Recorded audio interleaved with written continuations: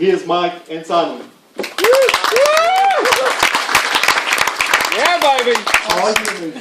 Thanks, Pesh. Thank you. I'm Simon Reason. And I'm Mike Pollard, just so you know. Mine's over there. I'm Simon Reason. Oh yeah, and I'm Mike Pollard, given the room that we're in. Cool.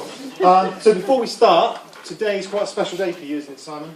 Today? Today is? It is, yeah. Today is my youngest son's 18th birthday.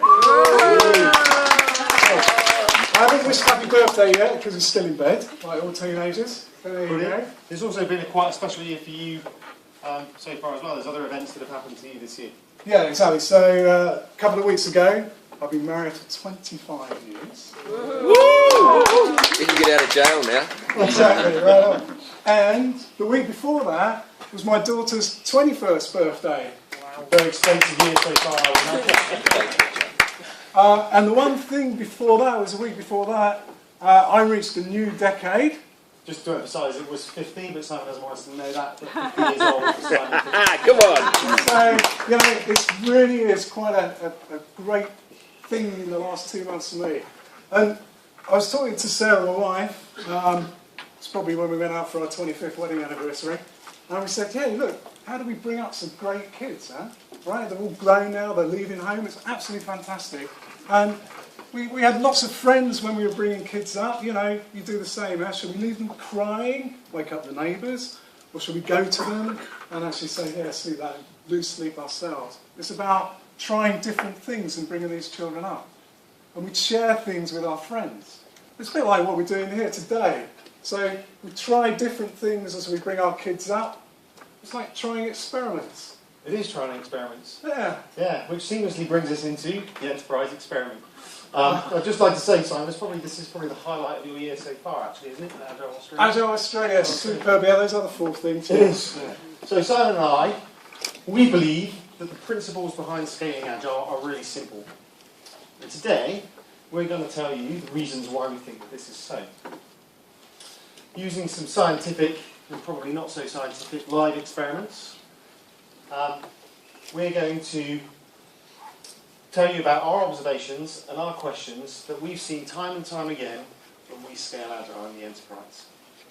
You're going to leave here today with a fresh and new perspective on how you think about scaling Agile in the enterprise, and you'll no doubt have a number of new ideas and a number of new questions that you can apply to your own organisations, which will enable you to create your own enterprise experiments. So like any good scientist, you don't test to be scientists by the way, but like any good scientist, we have a hypothesis, and this is our hypothesis. As we scale, when the simple theory is applied to one, as we scale, then the simple theories applied to one Agile team will remain the same with many teams. So what do we mean by that, Simon? Yeah, that's quite simple, I think. Actually, no, let's find out. How many people here have been successful with one team, or you've started creating one Agile team? Just shout it out, yeah? Yeah, cool. Right, lots of people. Those that didn't raise your hands, you may be starting to do that. But those that did raise your hands, just think about it, when you set that team up. You had simple ideas. You probably created them close to your customers. You probably had measurements in place so that you understood the capacity of the team. You understood the flow of the team. So when you were negotiating with your customers, it was simple. Huh? We know we can say no because that's as much as we can do. Well, yeah, we can pull things away. Right? You've probably created a culture for that team so that they can do all these great Agile mindsets, so they can self-organize, they can self-manage. Those really simple ideas. And what we believe is that as we scale in Agile, why can't we just apply those simple ideas and get Agile to scale at work?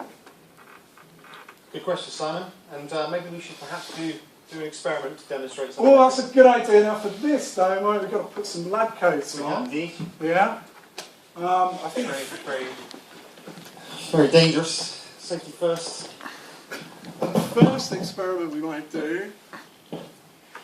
It's got some props here, hasn't it? Yeah, I've got some props on it before I destroy the microphone. Hang on a second. Go on, it. You've done this before, right? Yeah. How's that? Yeah, I might need my apron actually. Alright. So we do have some props. So let's She describe deliberately the props buttoned it that we have. wrongly. No, I hope so. Oh, thank you. That's my wife at the front. She's always helping you get dressed, right? Did she pick the lab coat? Yeah, I've done this many times before. So anyway, so let's describe our props. Here we go. So, Right. Very scientific experiment. Go. So let's just imagine that this is our delivery team. So a delivery team is a single agile team. That's our code.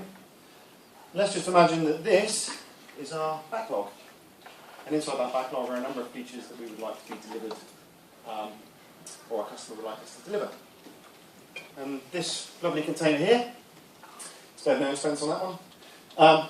This one is basically where we capture those built features. So we capture the output of the team, which we'll call the output of the team container capture.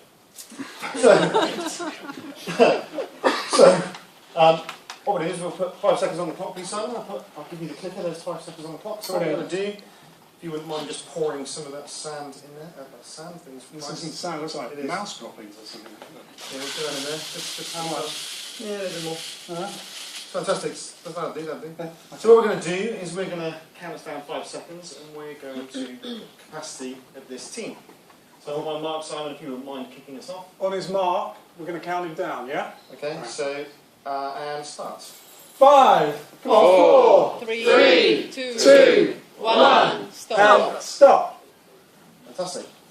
Cool. So, what have we learned here, Simon?